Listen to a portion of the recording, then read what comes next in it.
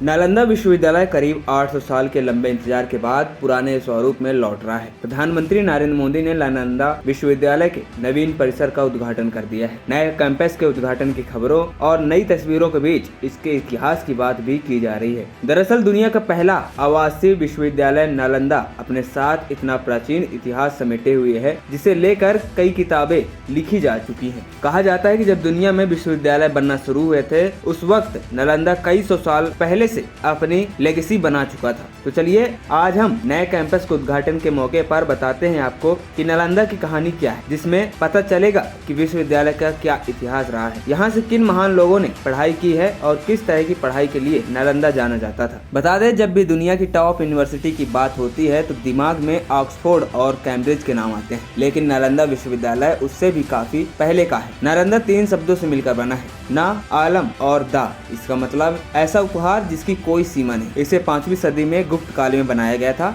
और 7वीं शताब्दी तक यह महान यूनिवर्सिटी बन चुकी थी। यह एक विशाल बौद्ध मठ का हिस्सा भी था और कहा जाता है कि इसकी सीमा करीब 57 एकड़ में थी। इसके अलावा कई रिपोर्ट्स में इसे और बड़ा होने का दावा किया जाता है। कुछ रिकॉर्ड्स के मुताबिक यह आम के बगीचे पर बनी हुई थी, जिन्हें कुछ व्यापारियों ने गौतम बुद्ध को दिया था। वही मॉडर्न वर्ल्ड के बारे में 19वीं सदी के दौरान पता चला था। कई सदी तक ये विश्वविद्यालय जमीन में दबा हुआ था। 1812 में बिहार में लोकल लोगों ने बौद्धिक मूर्तियां मिली, जिसके बाद कई विदेशी इतिहासकारों ने इस पर अध्ययन किया। इसके बाद इसके बारे में यह पता चला। आपको बता दें, नालंदा विश्वविद्यालय इस वजह से भी खास था क्योंकि समय समय पर यहाँ महान शिक्षकों ने पढ़ाई करवाई थी। इन महान शिक्षकों में नागार्जुन, बुद्धपालिता, शांतरक्षिता और आर्यदेव का नाम शामिल है। वहीं अगर यहाँ पढ़ने वालों की बात करें तो यहाँ कई देशों के लोग पढ़ने आए, जिनमें चीन के प्रसिद्ध यात्री और विद्वान हेनसांग, फायान और इत्सिंग का भी नाम शामिल है। हेनसांग नालंदा के आचार्य शीलभद्र के शिष्य रहे थे। हेनसांग ने 6 साल तक नालंदा विश्वविद्यालय में रहकर कानून की पढ़ाई की थी।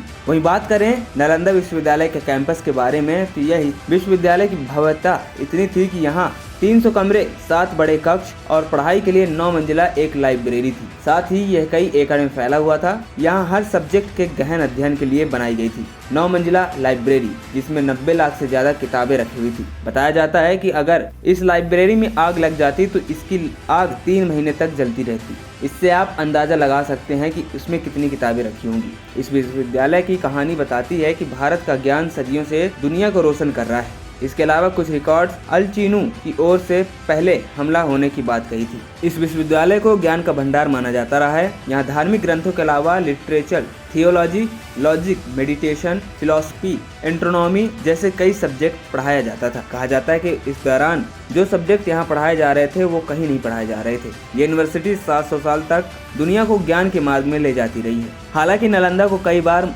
मुश्किलों का सामना भी करना पड़ा है। अपने 700 साल के लंबे सफर के बाद 12वीं शताब्दी में बख्तियार खिलजी ने इस पर हमला किया और इसे जला दिया। कहा जाता है कि एक बार बख्तियार खिलजी बहुत ज़्यादा बीमार पड़ गया था, जिसके बाद उसका इलाज कई तरीकों से किया गया और इसे लेकर कई तरह की कहानियां भी हैं। कहा जाता है कि अपने इलाज से नाखुश होने के बाद गुस्से से खिलजी ने इसे जलवा दिया था। खबरी चौखट की रिपोर्ट।